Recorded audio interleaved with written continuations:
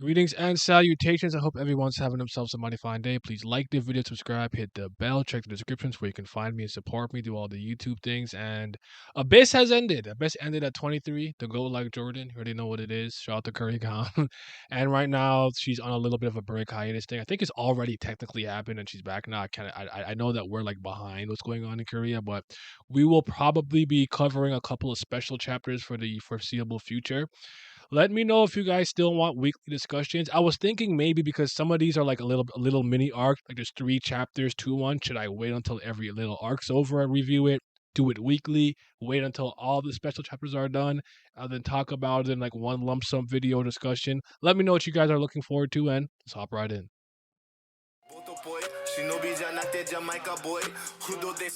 Making noise. It don't matter though.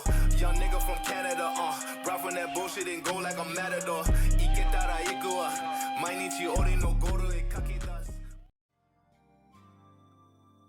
No beauty in the world is absolute. There is always someone to whom it does not appeal. Facts. But to that creature, this did not seem to apply. Okay. The fox, who had a heart so bright and warm, lit up her surroundings with every step she took. She captured attention, longed for love, and was the object of longing as well. Her eyes, which occasionally shone in a bright red color, held a charm that captivated others beyond the scope of her own innate charm. Those possessed by them would soon forget their lovers or spouses. It's still the yo man, the yo girls, the yo nit. Um, and will become busy praising and revering her as an object of absolute worship, the supreme beauty. Due to her overwhelming charm, even average Nastikas addressed her with honorifics. And although some felt weird about this excessive awe, the young preachers of the beginning could not reach that point of thought yet. That's interesting. Like, are they saying very early in the universe it would have taken some time and development and EXP, if you will, to be able to think that deeply and long about something? That's interesting. She just enjoyed being worshipped and was content with it, but she believed this was all purely due to her own charm and felt the days were too short to respond to her many followers.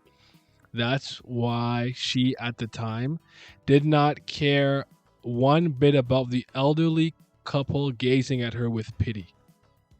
Very interesting. One last god, Kubera, story not by Kurigam. Side story number 10, The Black Bear and the Fire Fox. Foxfire!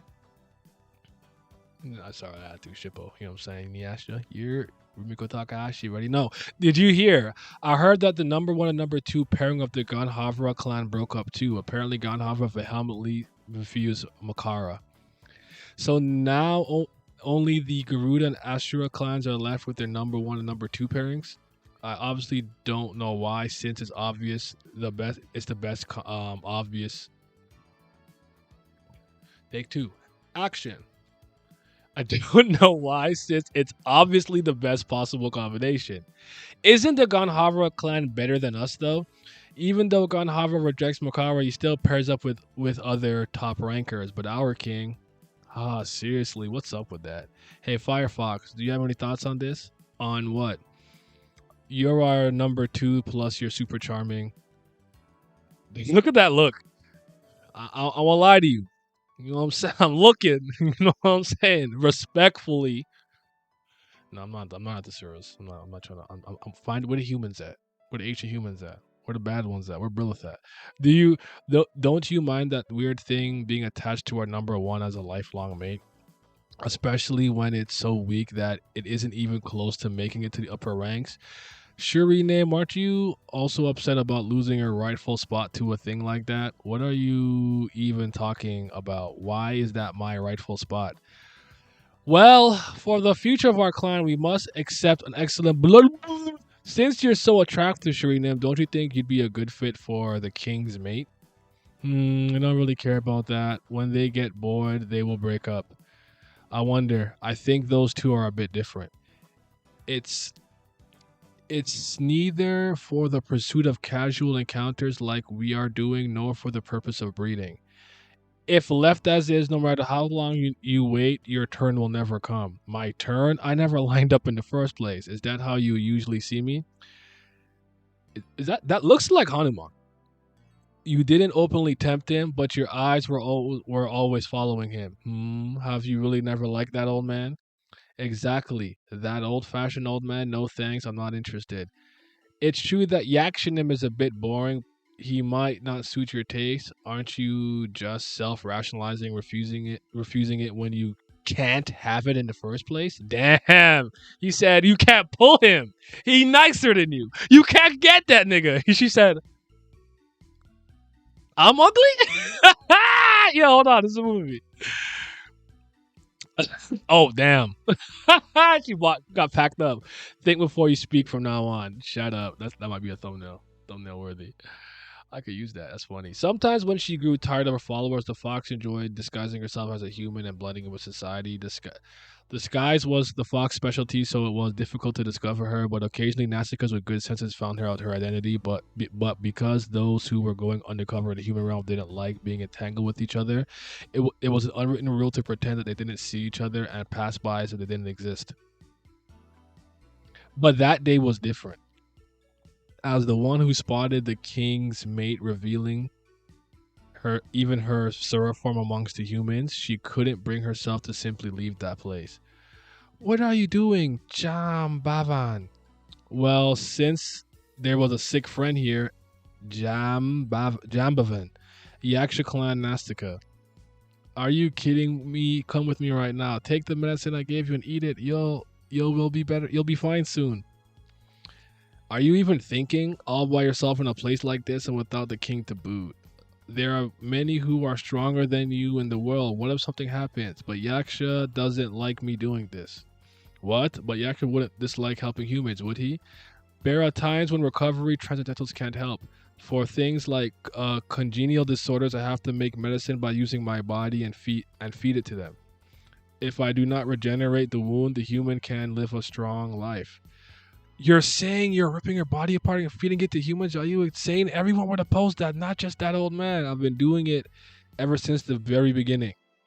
Aw. Maybe you being weakened to this point. No wonder. It was just strange to assume you were a middle rank Nausicaa when you never used honorifics with me. And were by the king's side since the very beginning. Be honest, you were the original number 2, right? That's not important. It is important. Take back what you get from the humans this instant. Find the power of number 2. Don't be the one everyone badmouths behind their back. Be a proud couple with that old-fashioned old man. Just looking up. You're not simply the immature fox. I assure you, you've grown up so much. Are you listening to me? Get a pat in the head. Kind-hearted Shuri, everyone has their own things they value. I would be overjoyed even if I could save only one person by ripping apart my body. And quite fortunately, this body of mine is of great value for medicinal purposes. Seems like the Yaksha clan kind of some of them have a kind of natural inclination to not be like a complete and total asshole dickhead like Sura. Pretty interesting. Even when I tear it apart to save millions of people, I can still be like this and I can still talk to kind-hearted Shuri with a smile. Isn't that great? Having a useful body, it must be a blessing from Brahmnim. You just sighed the way Yaksha does. The fox saw no way to convince this foolish bear. How could she accomplish what the old man couldn't? It wasn't an immediate serious problem since the bear could regain all her power if she decided to regenerate her harmed body. And she didn't want to go out of her way to disturb the secret source of joy of the original number 2. Whatever, it's your business. It's not like you are the only one with a secret hobby in the human realm. If you like it so much, then I won't tell the others at least. Thank you, kind-hearted Shuri. Sometime passed like that. Oh, I'm bored. Toss and turn. There's Hanuman. Flop. Get your paw off me. It's hand, ma'am. It's indeed quiet today. I don't see any of those who usually can't wait to come here. Today's the day they're starting it. What do you mean they're starting it? You know, the lump that is attached to the old man, that so-called mate. They were calling her whole clan a burden and discuss this solution to that problem. Solution that makes no sense. How do you solve them? Loving each other when... Wait, how do you solve them? Loving each other when the king has no intention at all or have any other love. Well, kill the maid, of course. Oh shit. It's not like she stays with the old man at all times. She often wanders alone for her hobby or whatever. If she's ambushed when she's alone, what can she do except die? The old man isn't the type to annihilate his own clan mates because of something like that. He'll just be a bit sad for a while. Even if we lose the old man's trust in the short term, in the long term, this is right. Who those who are decided to act as the true loyal. No! You crazy bastards. You will die by my hand before you die by Yaksha's. Oh snap. Kurigam, no comment. Anything in the blog post, the black bear and the firefox, the tail size adjustable. Sometimes she hides it under her skirt. It's not visible. The person whose love she is vying for in this panel is Shiva. Okay, well, it didn't work. Interesting. The one who was longing for her love in the panel is Hanuman. Okay, Hanuman's like, let me beat them booty cheeks. Let me stop.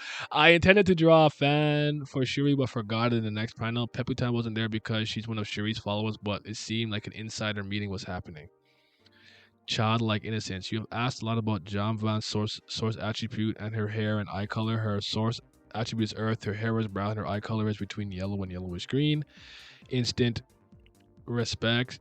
She isn't the king, but the difference of one rank isn't so wide. Since Shuri is focused on hand-to-hand combat, Hanuman cannot compete against Shuri unless he uses the transcendental skills. However, just preparing to use the transcendental, it would seem like they're question for a fight, right? He has no intention of fighting that hard.